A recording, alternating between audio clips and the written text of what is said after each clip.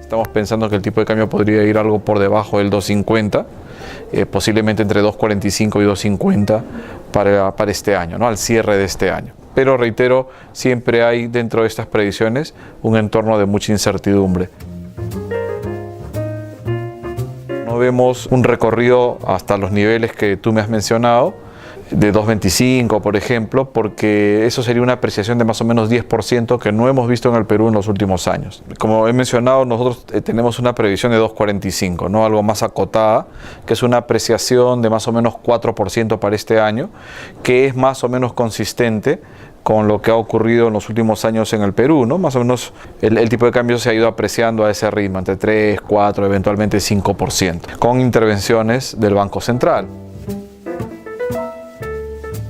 El proceso de desdolarización de los depósitos ya se ha venido dando en los últimos años. Esto ya está incorporado dentro de las previsiones. Seguramente el Banco Central acompañará ese proceso, es decir, si la gente quiere más soles y menos dólares, favorecerá esta reconversión de los portafolios de los agentes privados, pero también estoy seguro, mirando un poco la historia de lo que ha pasado en los últimos años, que será un proceso gradual y ordenado, ¿no?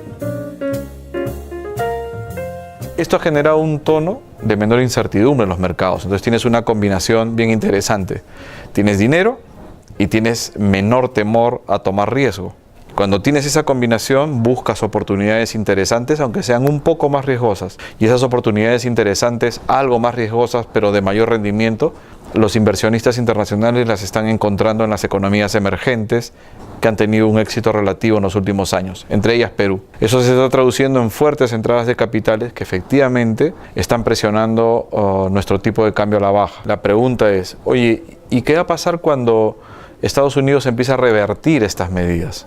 Las últimas minutas que publicó el Banco Central de Estados Unidos, la Reserva Federal, se ha visto que ha habido un debate muy intenso al interior del board de directores, en donde sugieren que el retiro de estas medidas de ampliación de liquidez puede ocurrir antes de lo que los mercados están anticipando. Entonces, si esto ocurre antes, las tasas de interés empiezan a subir en Estados Unidos, seguramente lo que veríamos sería un reacomodo de los portafolios de los inversionistas a nivel global.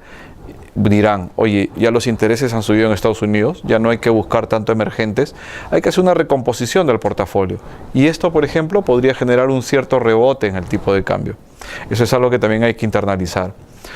Hoy día estamos viendo en general que la tendencia es a la baja del tipo de cambio, pero nada garantiza que esto se mantenga de manera sostenida en el tiempo.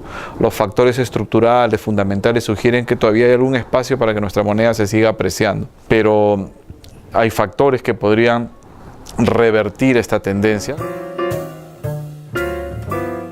El Banco Central claramente interviene en el mercado cambiario para modular la velocidad de la apreciación, ¿no? Va en el sentido correcto. No se puede evitar, si las fuerzas económicas llevan el tipo de cambio más abajo, no se puede evitar, pero lo que puedes hacer es que la velocidad, ¿no? Puedes un poco acotar el ritmo para que esto no sea tan intenso y tan rápido. ¿Por qué? Para darle un poco de tiempo al sector exportador, por ejemplo, para que se acomode a un entorno en el que, dado el éxito que tenemos en términos económicos, se acomode a un entorno en el que nuestra moneda va a ser más fuerte.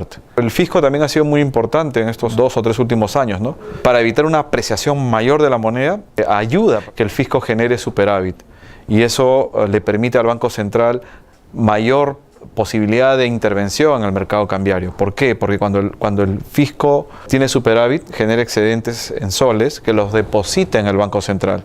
El Banco Central, si quieres, cuando puede reciclar esos soles a la economía mediante sus compras de dólares, ¿no? Entonces, si el fisco genera depósitos, le da más espacio al Banco Central para poder atenuar la caída del tipo de cambio. Entonces, ambas políticas, por el lado monetario y por el lado fiscal, han sido funcionales para tratar de que la apreciación sea muy rápida y los efectos perniciosos que ello puede generar particularmente sobre el sector transable, ¿no?